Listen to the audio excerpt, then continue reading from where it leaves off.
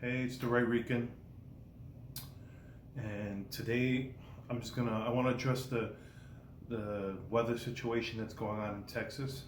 Um, Being that I spent 6 years living there, I have a unique perspective. Being that I'm not a native Texan, I'm from New York. I'm here from the Northeast, and I can understand the difference between um, us getting cold weather out here that we're used to and them in Texas, they're getting this extreme cold for actually, it went fairly down into Texas. I mean, even Houston and San Antonio got snow, which is really unheard of, especially Houston, because it's right there by the Gulf. So it's the houses, people who just stay in one area of the country and never lived anywhere else, they don't understand the differences in the way places are built. So, for example, where I live now, in the summer, if it gets to about, let's say about 80 degrees, let's give or take a couple of degrees. Once it gets to 80, outside it's comfortable, but inside the house it's not. Just because the fact that these houses here are meant to maintain heat, so they're not meant to release heat. So when it gets hot here, the house stays hot. And but that's good because let's say right now, and I have a basement.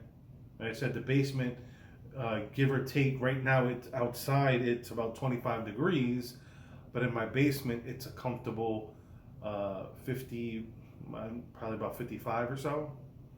And even in the summer, it'll still be a comfortable 55. So, but in Texas, it's a different story. Like the roads here, we have sometimes, here in Pennsylvania, we can't help but have roads that are the hilly, just because the fact that we're here in the mountains.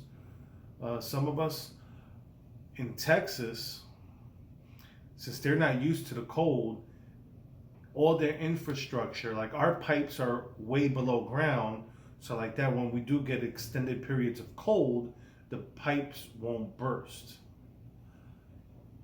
This is not the way things are built in Texas. In Texas, let's say here in Texas, they'll get, let's give it, I think they could get 2-3 months of 100 degrees plus a day.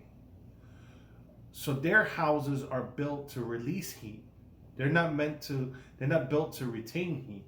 And most of their infrastructure, let's say their pipes, are built close to the ground because they don't have to worry about freezing temperatures and they worry about their pipes bursting.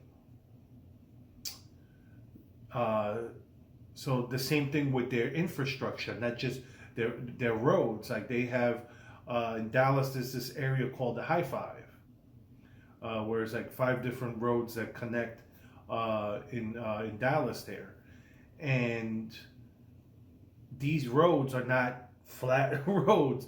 Literally, it's called the High Five. It's because there's these steep, high inclines, and it's I think what is it like? It's the 75 and the LBJ and the Bush and all this stuff. They're all meeting, and there's if you go there, it's amazing when you're not used to stuff like that. But the way it's built is just a little bit of snow, a little bit of ice, and it can't really be driven on.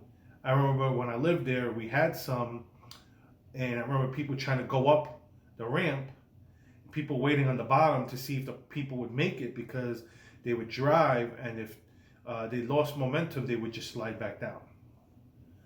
And that's just, like I said, so they're not built for extended periods of cold because of they're just not used to it. They're used to, like I said, they're used to, you could get 20 days of 100 degrees in a row. I mean, it could be longer than that. I think the most I experienced was about 20 days or so, maybe if that long. Um, and being someone that's from the Northeast, which is people used to laugh at me in Texas, but I never found the 100-degree dry heat in Texas as bad as a 90-degree day in New York. Try taking in the subway where you feel like you're in a bowl of soup, and so I would take the 100-degree Texas day. But like I said, their houses are built so like that the heat could escape. So like that in the summer when it does reach 100, it's easier to cool off a house because the heat will escape and they could cool off the house easier. Well, guess what? You have a cold spell like you have right now. It sucks to retain heat because that's not the way the houses are built. Some of them have fireplaces. A lot of them have gas fireplaces, which once the power shuts off, if you didn't have your fireplace on to begin with, guess what? You're not going to have any gas fireplace. People have wood fireplaces, don't have any wood.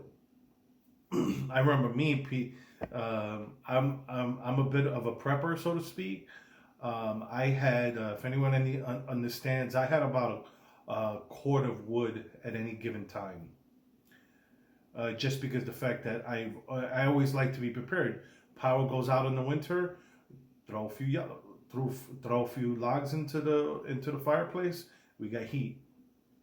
You never know how long power is going to go out, so you want a couple of days worth of wood. Even here in Pennsylvania, I have a coal stove.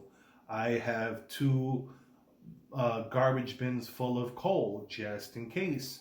I have I think like probably about half a cord of wood just because I don't need as much wood because I have the coal stove. I just need a couple of pieces, get the fire going. Once those embers get hot enough, throw in the coal, bam.